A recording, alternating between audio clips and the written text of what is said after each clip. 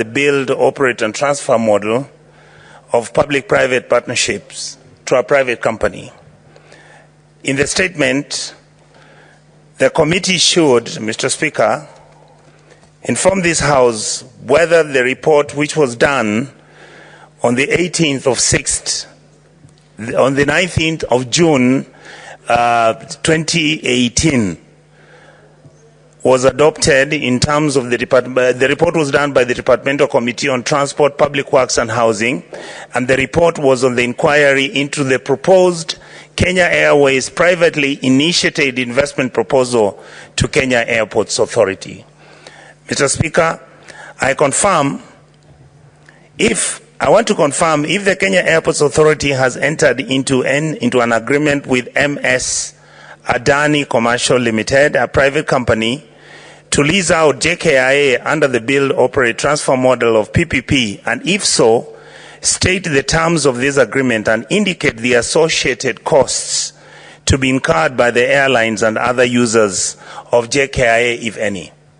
Mr. Speaker, the second issue I would like to request is that the committee tables the contract documents of this agreement or any other agreement that has been signed in the Senate and indicate the ownership of MS Adani Commercial, the processes undertaken to identify and award the lease, and state whether there was public participation in the process. Mr. Speaker, I would like also the statement by the committee to state whether a tendering process, a proper tendering process of this agreement was done. And I would like them to indicate the ownership. Sorry, Mr. Speaker. And I would also like them to disclose the details of the award of the contract, the number of bids received, the criteria used in selecting the company awarded, as well as the cost of the award. Number 4, provide the details of the contract between Kenya Airports Authority, the Mezes ALG, a Spanish company, that transacted as the advisor to this deal, indicating the ownership of the company, the processes undertaken to identify the award of contract, to develop an air transport policy for Kenya, and the subsequent payment of the 160 million shillings to this company. Mr. Speaker, I would like the committee to furnish the Senate with the notices of meetings, the agendas and the minutes and resolutions which the board of KAA passed on the 15th July 2024. And finally, Mr. Speaker, I would like also to state whether the committee chair should inform this House whether the government plans, as it has been stated by the MOU that is available, whether the government is planning to avail free land to this company known as Adani to build a city-state side development on this land, which may lead to many disputes and issues on that land. And Mr. Speaker, I would like the committee chair to tell us whether the Ministry of Land has been involved in this transaction also. Thank you, Mr. Speaker. Statement pursuant to Standing Order 53-1, the Senate Majority Leader.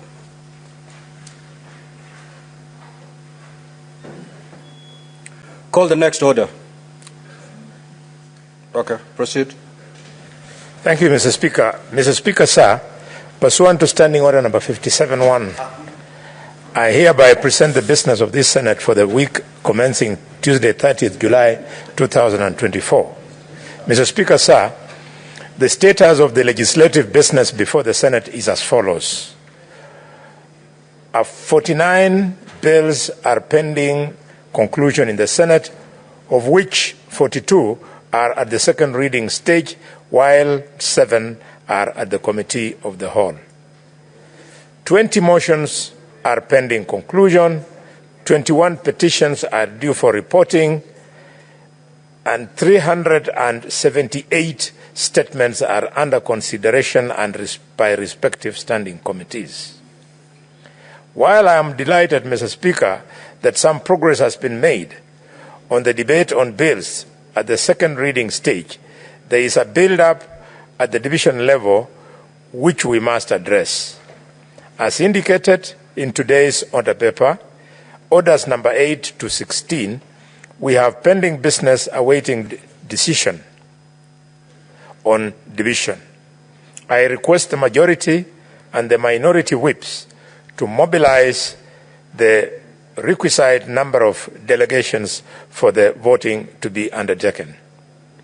With respect to business for the coming week, the Senate Business Committee will meet on Tuesday, the 30th July, 2022, to consider the business for the week.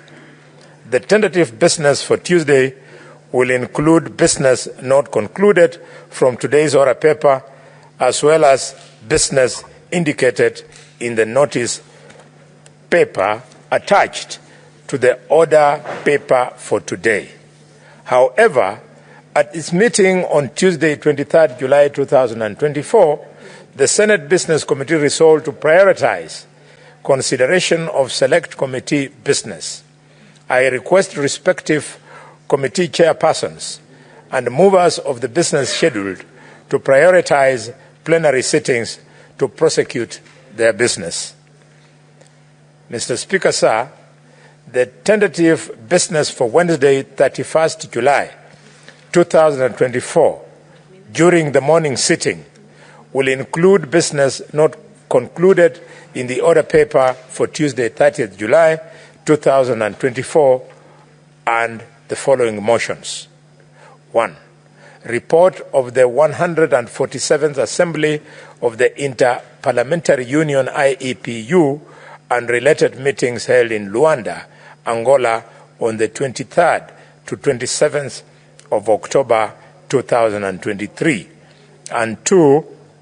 Report of the Inter-Parliamentary Union IPU Global Conference of Young Parliamentarians held in Hanoi, Vietnam from 15th to 17th of September 2023.